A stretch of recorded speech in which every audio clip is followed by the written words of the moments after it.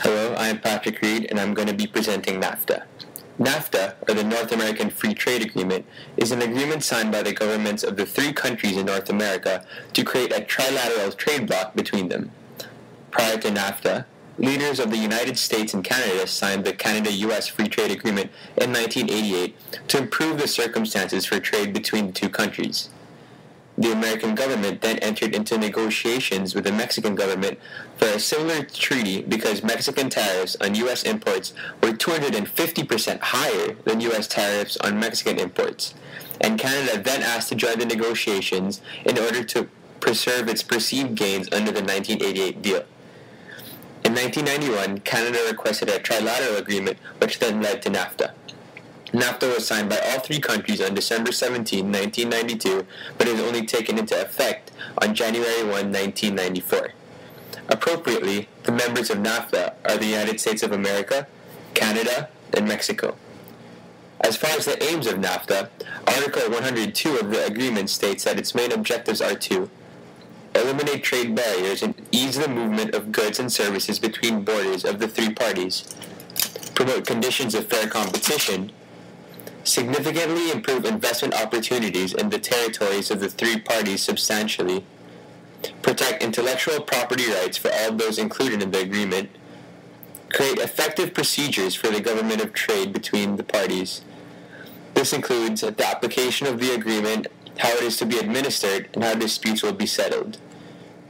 Establish a framework for further trilateral, regional, and multilateral cooperation to expand and enhance the benefits of this agreement.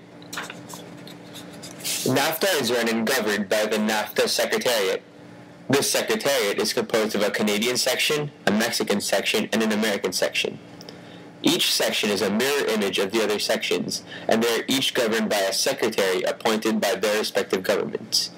The parties are responsible for the cost of operating their national section of the Secretariat.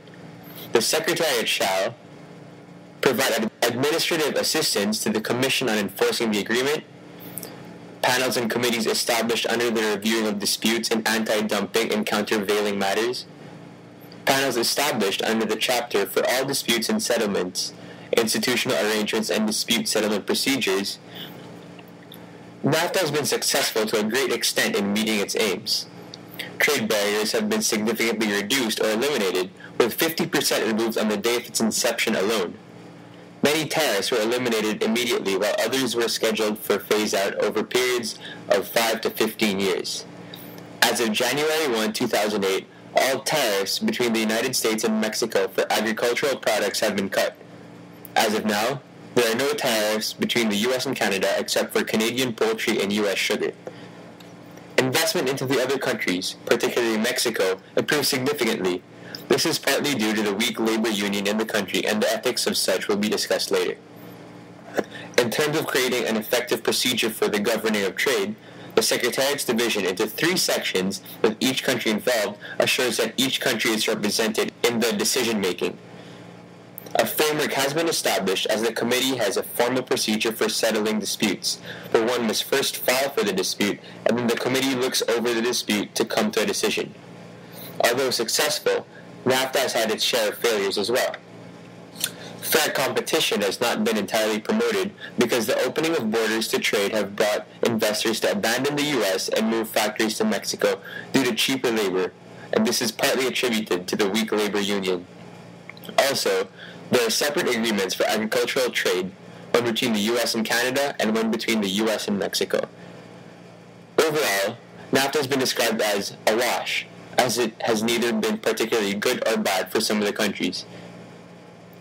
As NAFTA is an agreement, its guidelines have been in effect since its implementation in 1994, and thus has not particularly been deeply involved in current events other than the trade between the U.S., Canada, and Mexico. NAFTA has publicly received a mix of good and bad reviews on its success.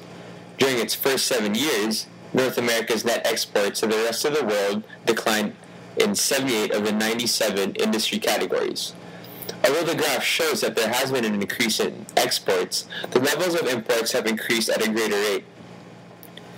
The member nations have also seen their deficits rise to new records for vehicles, mechanical equipment, and computers, due to the reduction and removal of certain tariffs. NAFTA has also provided no help with the immigration problems in the United States, as Mexican immigrants still attempt to enter the country illegally. The economic crisis has caused leaders to rethink NAFTA and try to rethink NAFTA's model, so they could establish a priority for a fair and equal agreement to benefit all. In conclusion, NAFTA has been successful in opening up the borders of the countries to trade, and all three countries have seen benefits due to it. However, the massive domestic layoffs in the United States and Canada are unattractive to the NAFTA campaign. I believe that NAFTA has generally been successful as a 15-year agreement. Thank you for listening.